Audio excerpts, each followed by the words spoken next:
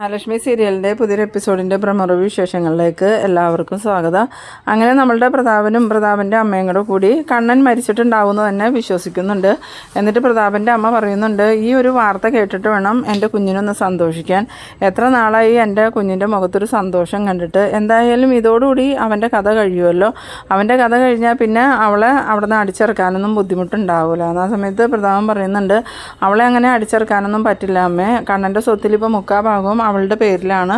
അതുകൊണ്ട് തന്നെ അവൾക്ക് സപ്പോർട്ടായിട്ട് ആനന്ദവും ലേഹയും പിന്നെ ആ കണ്ണന് ജർമ്മനിയിലൊക്കെ ഒരുപാട് സുഹൃത്തുക്കളുണ്ട്. അവരെല്ലാവരും അവൾക്ക് സപ്പോർട്ടായിട്ട് വരും.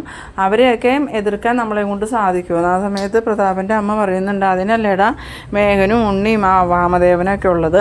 അതുമാത്രമല്ല, ലക്ഷ്മിക്ക് മുതലിനോടൊന്നും വലിയ ആർത്തി ഇല്ലാത്തതുകൊണ്ട് തന്നെ കണ്ണൻ മരിച്ചു കഴിഞ്ഞാൽ അവൾ മിക്കവാറും ആത്മഹത്യ ചെയ്തോളും. അതോർത്തൊന്നും നീ ടെൻഷൻ ആവണ്ടെന്ന്. ഇതേസമയം നമ്മളുടെ മഞ്ജു മഹാലക്ഷ്മിയും കൂടെ കൂടി മഞ്ജുവിൻ്റെ വീട്ടിലോട്ട് പോകാനായിട്ട് ഇറങ്ങുമ്പം ഈ ദുർഗ പറയുന്നുണ്ട്, ഇന്ന് തന്നെ പോകണോ? നിനക്ക് ഇഷ്ടമുള്ള ഭക്ഷണമൊക്കെ ഉണ്ടാക്കി തരാൻ വേണ്ടിയാണ് നിന്നെ ഞാനിങ്ങോട്ട് വിളിച്ചു വരുത്തിയെന്ന് പറയുമ്പം അതൊന്നും കുഴപ്പമില്ല അമ്മേ, ഞാൻ പോവുക, വീട്ടിൽ ആരും ഇല്ലല്ലോ.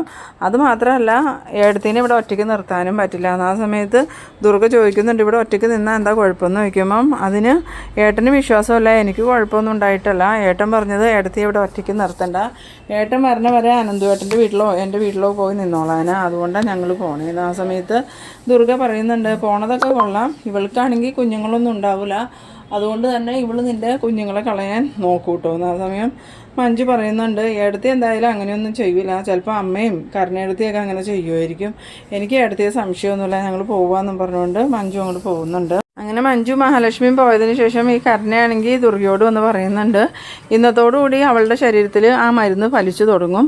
എനിക്ക് ഈ മരുന്ന് കഴിച്ചിട്ട് പിറ്റേ ദിവസം ആയപ്പോഴാണ് വയറുവേദനയും ബുദ്ധിമുട്ടൊക്കെ ഉണ്ടായി എൻ്റെ കുഞ്ഞു പോയത്. അതുകൊണ്ട് അമ്മ ടെൻഷനാവുമൊന്നും വേണ്ട, അവൾ ഉറപ്പായിട്ടും മേഘേട്ടൻ്റെ അടുത്തേക്ക് തന്നെ വരും. ഇനിയിപ്പോൾ ആ കണ്ണനും സാഗറും ഒന്നും തിരിച്ചു വരില്ല. മേഘേട്ടൻ പറഞ്ഞതനുസരിച്ച് അവരെല്ലാവരും ഇപ്പോൾ മരിച്ചിട്ടുണ്ടാവും. അതുകൊണ്ട് തന്നെ ഇനിയിപ്പോൾ മഞ്ജുവിന് പോകാൻ വേറെ ഇടവില്ലാത്തതുകൊണ്ട് മഞ്ജു നേരെ മേഘേട്ടൻ്റെ ജീവിതത്തിലേക്ക് തന്നെ പോവുള്ളൂ. അവൾ മേഘേട്ടൻ്റെ കൂടെ തന്നെ ജീവിക്കണം. ആ സമയത്ത് ദുർഗ പറയുന്നുണ്ട്, കാര്യം മേഘൻ ഒരുപാട് തെറ്റുകളൊക്കെ ചെയ്തിട്ടുണ്ട്, എന്നാലും എനിക്കങ്ങനെ കൈവിട്ട് കളയാൻ പറ്റില്ല. എൻ്റെ മരുമകൻ്റെ സ്ഥാനത്ത് ഞാൻ മേഘനെ മാത്രമേ കണ്ടിട്ടുള്ളൂ, ആ സാഗറിനെ എനിക്ക് ഒരിക്കലും കാണാൻ പറ്റില്ല എന്ന്. ഇതേ സമയം നമ്മളുടെ മേഘനാഥനാണെങ്കിൽ ദുർഗയെ വിളിക്കുന്നുണ്ട്. ദുർഗ ഫോൺ ബെല്ലടിക്കണ കേട്ടതും മേഘനാണല്ലോ വിളിക്കണേന്നും പറഞ്ഞ് ഫോൺ എടുക്കുന്നുണ്ട് കേട്ടോ. ആ സമയത്ത് മേഘൻ ചിരിച്ചുകൊണ്ട് പറയുന്നുണ്ട്, അപ്പച്ചി ഒരു സന്തോഷ വാർത്ത അറിഞ്ഞു വന്നു. ആ സമയത്ത് എന്താടാ മേഘ, നീ എന്താണെങ്കിലും പറ, എന്നാലല്ലേ മനസ്സിലാവുള്ളൂ എന്ന് പറയുമ്പം അപ്പച്ചി അറിഞ്ഞില്ലേ, അയ്യപ്പന്മാർ 2 പേര് കൊക്കയിൽ വീണ് മരിച്ചിട്ടുണ്ട്, അത് മിക്കവാറും കണ്ണനും സാഗറും ആയിരിക്കും. ആ സമയത്ത് ദുർഗ ചോദിക്കുന്നുണ്ട്, സത്യമാണോടാ നീ പറയണേ? ഇതിനു മുമ്പ് പല പ്രാവശ്യം കണ്ണനും മഹാലക്ഷ്മി മരിച്ചു എന്നും പറഞ്ഞ് നമ്മൾ സന്തോഷിക്കുകയും ആഘോഷിക്കുകയൊക്കെ ചെയ്തു, അവസാനം നമ്മൾക്ക് കരയേണ്ടി വന്നു, അതുപോലെയൊന്നും അല്ലല്ലോ എന്ന് പറയുമ്പോൾ ഇത് അതുപോലെയൊന്നും അല്ല അപ്പച്ചി. എന്തായാലും ഞാൻ അവനെ കൊല്ലാൻ പറഞ്ഞു വിട്ട ഗുണ്ടകൾ പറഞ്ഞിരുന്നു അവൻ്റെ വണ്ടി ആ വഴിക്കാണ് പോയെന്ന്, അതുകൊണ്ട് തന്നെ കൊക്കയിൽ വീണത് കണ്ണനും സാഗറും തന്നെയായിരിക്കും. അപ്പം നമുക്കിനി മഹാലക്ഷ്മിയുടെ കാര്യം മാത്രം നോക്കിയാൽ മതിയെന്ന്. ആ സമയം ദുർഗ ഫോൺ വെച്ചിട്ട് കരുണയോട് പറയുന്നുണ്ട്, മോളെ, നമ്മൾ ആഗ്രഹിച്ചതുപോലെ തന്നെ കാര്യങ്ങൾ നടന്നിട്ടുണ്ട്, കണ്ണനോ സാഗറും ആ കൊക്കയിൽ വീണ് മരിച്ചു, ഇനി അവർ തിരിച്ചു വരില്ല എന്ന്. ആ സമയം കരുണ പറയുന്നുണ്ട്, അങ്ങനെ ഉറപ്പിക്കാനൊന്നും പറ്റില്ല അമ്മേ, ഇതിനു മുമ്പ് എത്രയോ പ്രാവശ്യം നമ്മൾ അവർ മരിച്ചെന്നും പറഞ്ഞ് സന്തോഷിച്ചതാണ്, അന്നൊന്നും അവർ മരിച്ചില്ലല്ലോ, അതുകൊണ്ട് തന്നെ മരണം ഉറപ്പിച്ചിട്ട് നമുക്ക് സന്തോഷിച്ചാൽ മതിയെന്ന്. ഇതേ സമയം നമ്മളുടെ വാമദേവനാണെങ്കിൽ മേഘനോട് ചോദിക്കുന്നുണ്ട്, നീ എന്താടാ മേഘ ഒപ്പിച്ചേക്കണേന്ന് ചോദിക്കുമ്പം ഞാൻ പലതും ഒപ്പിച്ചിട്ടുണ്ടായിരുന്നു, പക്ഷെ അതെല്ലാം വിജയിച്ചു, അച്ഛനും പ്രതാപനങ്ങളും നോക്കിയിട്ട് ഒന്നും നടന്നില്ലല്ലോ, അതുകൊണ്ട് തന്നെയാണ് ഞാനിപ്പോൾ അവൻ മലയ്ക്ക് പോയപ്പോൾ അവൻ്റെ പുറകെ ആളെ വിട്ടത്, അവരെന്തായാലും അവരെ 2 പേരെയും കൊക്കയിലേക്ക് ഇട്ടിട്ടുണ്ട്, ഇനി ഞാൻ ഉദ്ദേശിച്ചതുപോലെ തന്നെ കമലേശ്വരത്തെ സ്വത്തുക്കളെല്ലാം എനിക്ക് കിട്ടും. ആ സമയത്ത് വാമദേവൻ ചോദിക്കുന്നുണ്ട്, നീ പറയുന്നത് സത്യമാണോ? മരിച്ചത് കണ്ണനും സാഗറുമാണെന്ന് നിനക്ക് ഉറപ്പുണ്ടോ എന്ന് ചോദിക്കുമ്പോൾ പിന്നെ ഉറപ്പില്ലാതെ ആ ഗുണ്ടകൾ വിളിച്ചപ്പോൾ എന്നോട് പറഞ്ഞായിരുന്നു കണ്ണനും സാഗറും ആ വഴിക്കാണ് പോയിക്കൊണ്ടിരിക്കണേന്ന്. എന്തായാലും അവർ ഏറ്റെടുത്ത കാര്യം നിർവഹിച്ചിട്ടുണ്ട്, ഇനി അവന്മാർക്കുള്ള പൈസ കൊടുത്താൽ മതി. ആ സമയം വാമദേവൻ പറയുന്നുണ്ട്, എന്തായാലും നീ ഓവറായിട്ട് സന്തോഷിക്കുകയൊന്നും വേണ്ട, ഇതിൽ എത്രത്തോളം സത്യം ഉണ്ടെന്ന് ഇതുവരെ നമുക്ക് അറിയാൻ പറ്റിയിട്ടില്ല, സത്യം വെളിച്ചത്ത് വരട്ടെ, എന്നിട്ട് സന്തോഷിച്ചാൽ മതി. ഈ സമയം നമ്മളുടെ സീമന്തിനെ അങ്ങോട്ട് പറയുന്നുണ്ട്. സീമന്തിനെ കണ്ടതും മേഘനാണെങ്കിൽ വാമദേവനോട് പറയുന്നുണ്ട്, ഇനി ഇത് അമ്മയോടൊന്നും പറയാൻ നിൽക്കണ്ട.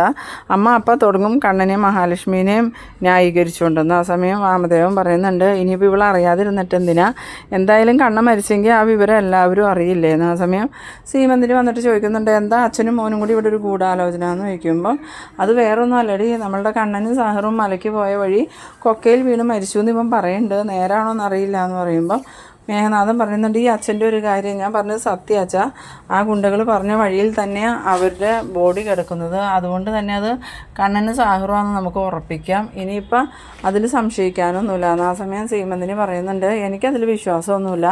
ഒന്നാമതേ അവർ മലയ്ക്ക് പോകാൻ വേണ്ടി മാല ഇട്ടിരുന്നവരാ, അവർ പോകുന്നതാണെങ്കിൽ ഭഗവാനെ കാണാനും, അതിൻ്റെ ഇടയ്ക്ക് ആരെങ്കിലും അവരെ കൊല്ലാൻ നോക്കിയിട്ടുണ്ടെങ്കിൽ അതൊന്നും നടക്കണ കാര്യമല്ല.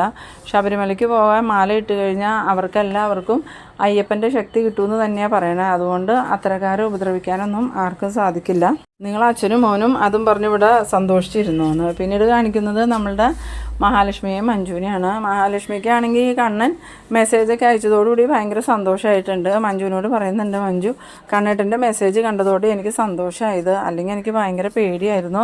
ഞാൻ സ്വപ്നത്തിൽ കണ്ടതും കണ്ണേട്ടനെ ആരോ ആക്രമിക്കുന്നതായിട്ടാണ്, അതാ ഞാൻ രാത്രി മുഴുവൻ ഇരുന്ന് പ്രാർത്ഥിച്ചുകൊണ്ടിരുന്നത്. എന്തായാലും ഏട്ടനിപ്പോൾ കുഴപ്പമൊന്നുമില്ലല്ലോ, ഏട്ടത്തേക്ക് സമാധാനമായില്ലേ, എന്തായാലും ഏട്ടൻ വന്നു കഴിഞ്ഞാൽ ഏട്ടനും ഏട്ടത്തെയും കൂടി ഒരു ട്രിപ്പൊക്കെ പോകണം കേട്ടോ, ഹണിമൂണിനൊക്കെ പോയിട്ടില്ലല്ലോ, അതുകൊണ്ട് ജർമ്മനിക്ക് എങ്ങോട്ടെങ്കിലും പോയിക്കോ എന്ന് പറയണം. ആ സമയം മഹാലക്ഷ്മി പറയുന്നുണ്ട്, അത് തന്നെയാണ് ലേഹയും അനന്തവേട്ടനും പറയണേ, ജർമ്മനിക്കൊക്കെ പോവുകയാണെങ്കിൽ പിന്നെ കണ്ണേട്ടന് അതിൽ നടക്കണതിനൊന്നും പ്രശ്നം ഉണ്ടാവില്ലല്ലോ, ഇവിടെയല്ലേ കണ്ണേട്ടന് നടക്കാൻ ബുദ്ധിമുട്ടുള്ളത്, മറ്റുള്ളവർ കാണുമല്ലോ എന്നുള്ള പേടിയല്ലേന്ന്.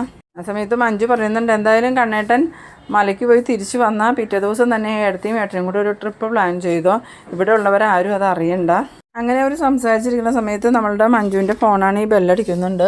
മഞ്ജുവിൻ്റെ ഫോൺ ബെല്ലടിക്കുന്ന കേട്ടതും മഹാലക്ഷ്മി പറയുന്നുണ്ട്, മഞ്ജു ഇതേ നിൻ്റെ ഫോൺ ബെല്ലടിക്കണോ, ആരാ വിളിക്കണേന്ന് നോക്കുന്നത്. അങ്ങനെ മഞ്ജു ഫോൺ എടുത്ത് നോക്കണതും അമ്മയാണെന്ന് മനസ്സിലാവുന്നുണ്ട്. അമ്മയെ അടുത്ത് വിളിക്കണേ, എനിക്ക് അവർ കലക്കി തന്ന പൊടി കുടിച്ചിട്ട് എന്തെങ്കിലും ബുദ്ധിമുട്ടുണ്ടോ എന്ന് അറിയാൻ വേണ്ടിയിട്ട് വിളിക്കണതാണ്. അമ്മയും ഏടത്തിയും കൂടി അവിടെ നിന്ന് പറയണത് ഞാൻ കേട്ടത്, ആ പൊടി നല്ല എഫക്റ്റ് ഉള്ളതാണ്, ആ വൈദ്യരുടെ പൊടി കഴിച്ചിട്ടുണ്ടെങ്കിൽ എന്തായാലും കുഞ്ഞ് അബോർഷനായി പോകുന്നു. അന്ന് കരുണയെടുത്തി മരുന്ന് കഴിച്ച് കുഞ്ഞ് അബോർഷനായി പോയില്ലേ, ആ ഒരു പൊടി തന്നെ അവരെനിക്കും തന്നേക്കണേന്ന്. എന്തായാലും നീ ഫോൺ എടുക്കുക, അവരെന്താ ചോദിക്കണേന്ന് അറിയാമല്ലോ എന്ന്. അങ്ങനെ മഞ്ജു ഫോൺ എടുത്തിട്ട് എന്താ അമ്മയെന്ന് ചോദിക്കുമ്പോൾ, മോൾക്ക് എന്തെങ്കിലും ബുദ്ധിമുട്ടുണ്ടോ എന്ന് ചോദിക്കണം. ആ സമയത്ത് എനിക്ക് എന്ത് ബുദ്ധിമുട്ട്, അല്ല മോൾക്ക് ഇവിടുന്ന് പോയപ്പം എന്തോ ഒരു അസ്വസ്ഥത പോലെ എനിക്ക് തോന്നിയായിരുന്നു, അതുകൊണ്ട് ചോദിച്ചതാണ്.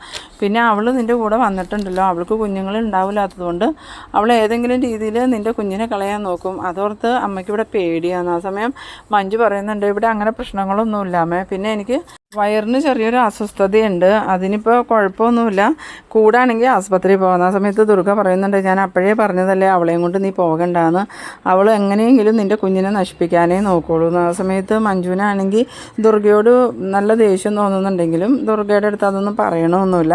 മഞ്ജു പറയുന്നുണ്ട്, അതിന് ഏടത്തി എൻ്റെ കുഞ്ഞിനെ കളയാൻ ഞങ്ങളിവിടെ വന്നിട്ട് ഒന്നും തന്നെ കഴിച്ചില്ലല്ലോ അമ്മേ, പിന്നെ ഏടത്തി എന്തെങ്കിലും തന്നിട്ട് എനിക്ക് ബുദ്ധിമുട്ടുണ്ടാവണേ എങ്ങനെയാണ്. ആ സമയം ദുർഗ പറയുന്നുണ്ട്, അല്ല ഇനിയിപ്പോൾ നിനക്ക് എന്തെങ്കിലും ബുദ്ധിമുട്ടുണ്ടാവുകയാണെങ്കിൽ എന്നെ വിളിച്ചാൽ ഞാൻ വരാം ആസ്പത്രിയിൽ കൊണ്ടുപോകാമെന്ന് പറയുമ്പം അതിൻ്റെ ഒന്നും ആവശ്യമില്ലാമേ, എനിക്ക് എന്തെങ്കിലും ബുദ്ധിമുട്ട് കൂടുകയാണെങ്കിൽ ഞാനും ഏടത്തെയും കൂടി ആസ്പത്രിയിൽ പോയിക്കോളാന്ന്.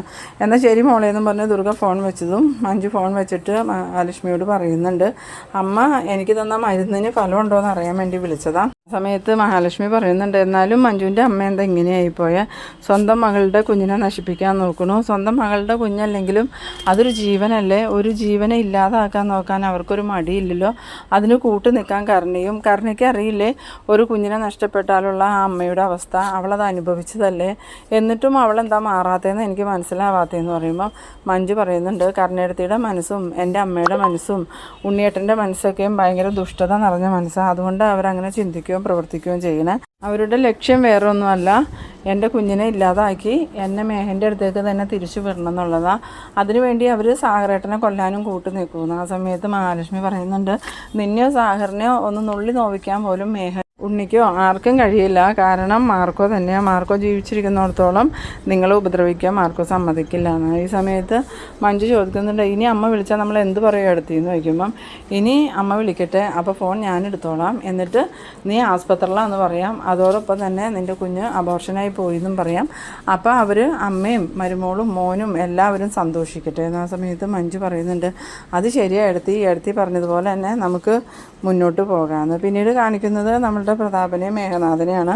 മേഘനാഥൻ പ്രതാപനോട് വന്നിട്ട് പറയുന്നുണ്ട്, അങ്കിളെ നമ്മൾ ഉദ്ദേശിച്ചതുപോലെ എല്ലാ കാര്യങ്ങളും നടന്നു, ആ കണ്ണനും സാഹറും മരിച്ചു, ഇനി അവരുടെ ശല്യം നമുക്ക് ഉണ്ടാവില്ല എന്ന്. ആ സമയത്ത് പ്രതാപൻ പറയുന്നുണ്ട്, എൻ്റെ അമ്മയും മോളും ഈ ഒരു വാർത്ത കേൾക്കാൻ വേണ്ടിയിട്ടായിരിക്കണേ, എത്രയും പെട്ടെന്ന് ഞാൻ അവരെ കണ്ട് ഈ വാർത്തയൊന്ന് പറയട്ടെ എന്ന്. ആ സമയത്ത് മേഘനാഥൻ പറയുന്നുണ്ട്, എന്നാൽ അങ്കിൾ ചെല്ല്.